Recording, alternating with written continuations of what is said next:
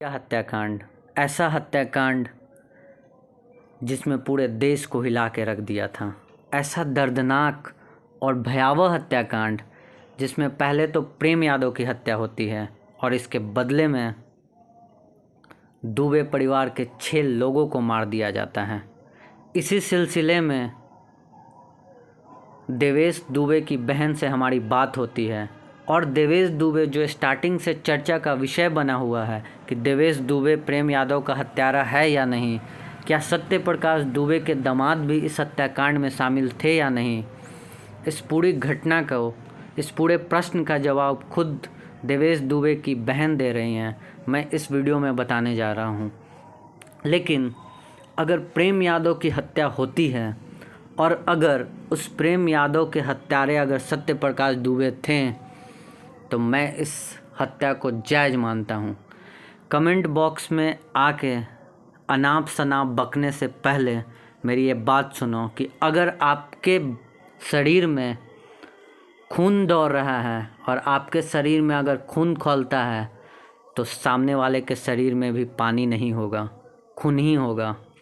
अगर आपको बर्दाश्त नहीं है या मुझे बर्दाश्त नहीं है कि कोई मेरे बेटे या कोई मेरे बाप पे हाथ उठा दे या चाकू चला दे या तलवार चला दे, तो सामने वाला भी भले किसी जाति का हो, कितना भी कमज़ोर क्यों ना हो, वो भी ये बर्दाश्त नहीं करेगा।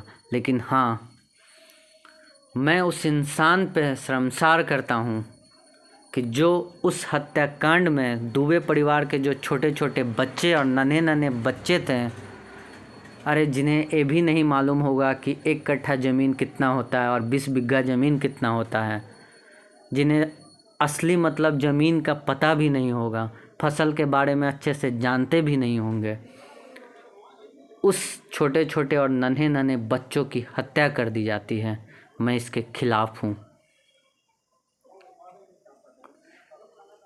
जो देवेश दुबे इस पूरे हत्याकांड का एक चर्चा का विषय बना है, यानी कि देवेश दुबे प्रेम यादव का हत्यारा था या नहीं, उनकी बहन से बहुत सारे प्रश्न किए गए हैं और वो खुद ही जवाब देती हैं।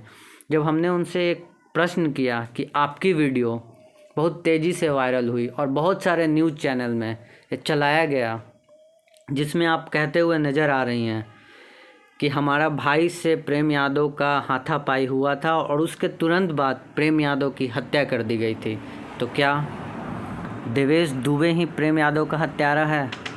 उनका क्या जवाब है आप खुद से सुन सकते हो। सच्चाई नहीं है। अच्छा। मेरे बयान को तोड़ मरोड़ कर चलाया जा रहा है। मैंने स्पष्ट नहीं किया कि हमारा भाई नहीं, हमारे 3 भाई थे। अच्छा।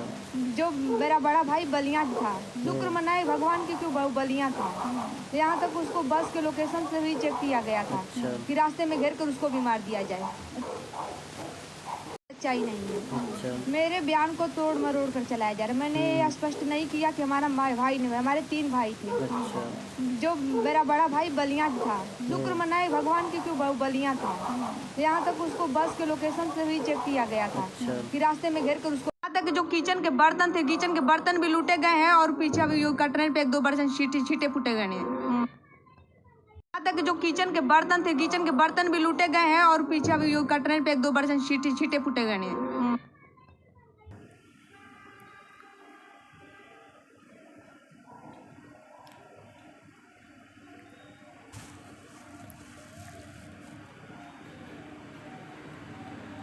उनका साफ साफ कहना है कि हमारे बयान को, हमारे बातों को तोड़ मरोड़ कर प्रस्तुत किया जा रहा है, कि हमने कहा कुछ और है और उसे कट पेस्ट करके मीडिया चैनल में कुछ और चलाया गया है।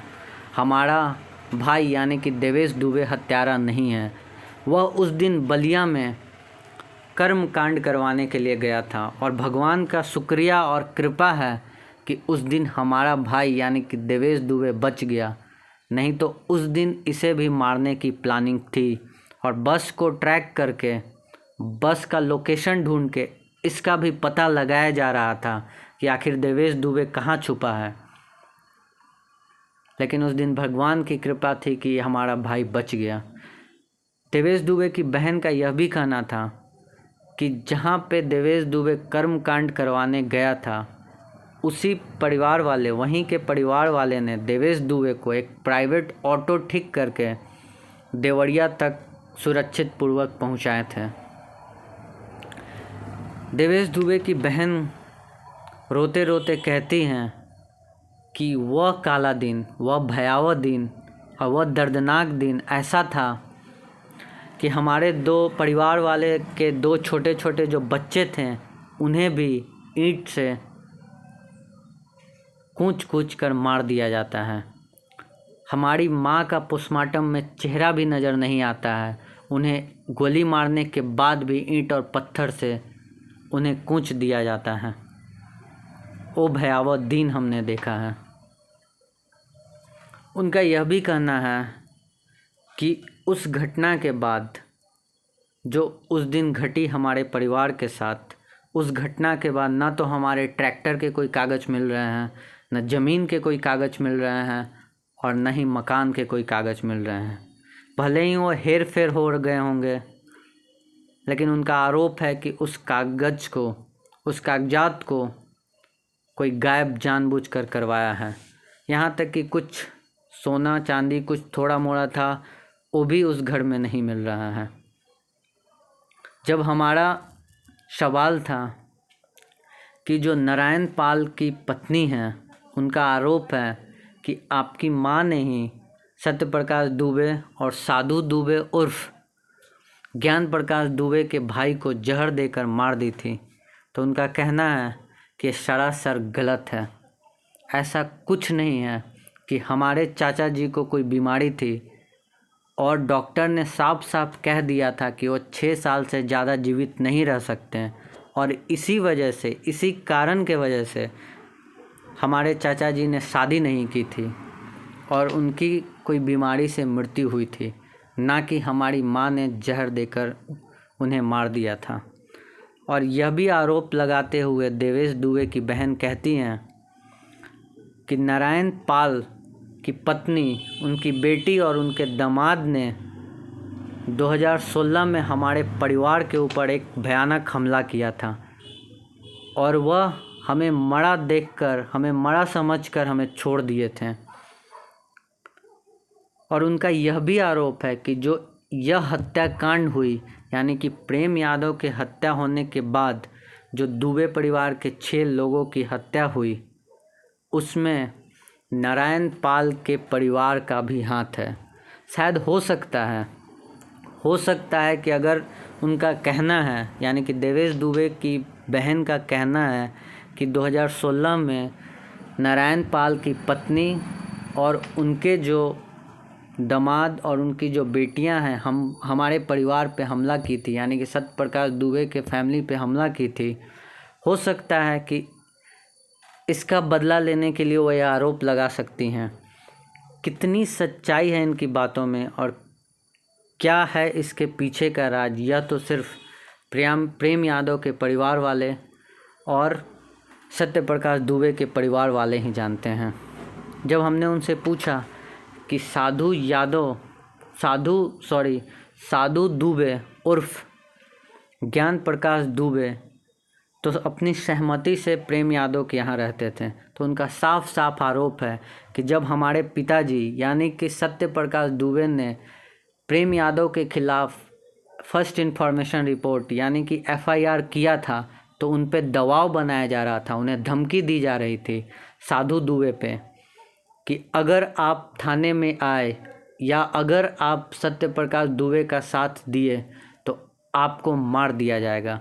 यहाँ तक कि उनका यह भी आरोप है, यानी कि देवेश दुबे की बहन का यह भी आरोप है कि जो साधु दुबे हैं, यह खबर सुनकर कि उनके भाई यानी कि सत्य प्रकाश दुबे, उनकी पत्नी और बच्चे नहीं रहे, मारे गए हैं, तो वह फूट फूट कर रोने लगे, जो कि अभी गुजरात में हैं।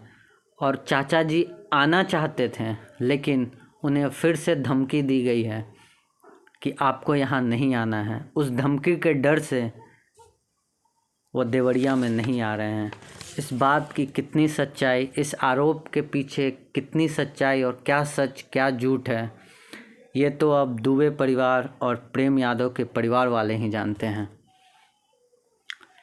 और उन देवेश दुबे की बहन का यह भी आरोप था कि ये कोई पहला हमला नहीं था। इस देवरिया हत्याकांड में जो हमला हुआ ये कोई पहला हमला नहीं था, ये 2014 से यह हमला होता आ रहा है।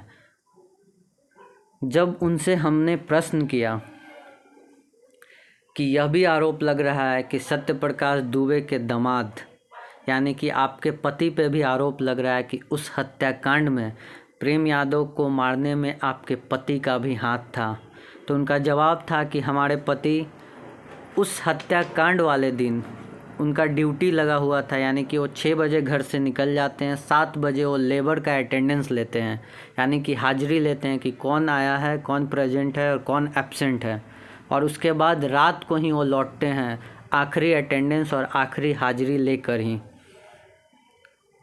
तो उस दिन हमारे जो पति थे यानी कि सत्यप्रकाश दुबे के दामाद पे जो आरोप लग रहा था उसे खारिज करते हुए बताती हैं कि उस दिन हमारे पति अपने काम में बिजी थे और उस दिन हमारे पिता का कॉल आया था कि प्रेम ने हमारे घर को चारों तरफ से घेर लिया है और बहुत सारे लोगों को लेके आया है,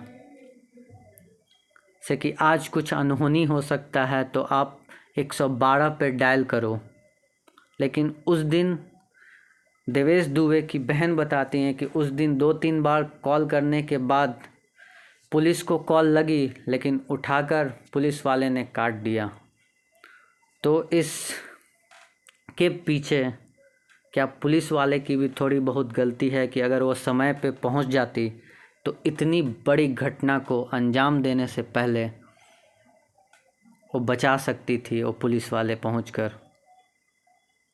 अब इस घटना के पीछे क्या सच्चाई है, किसका बात माने किसका न माने, उस देवरिया गांव में बहुत सारे अफवाहें उड़ रही हैं। सब एक से दूसरे घर की कहानी बदल जा रही है, एक घर की कहानी कुछ और हो रही है, दूसरे घर की कहानी कुछ और हो रही है।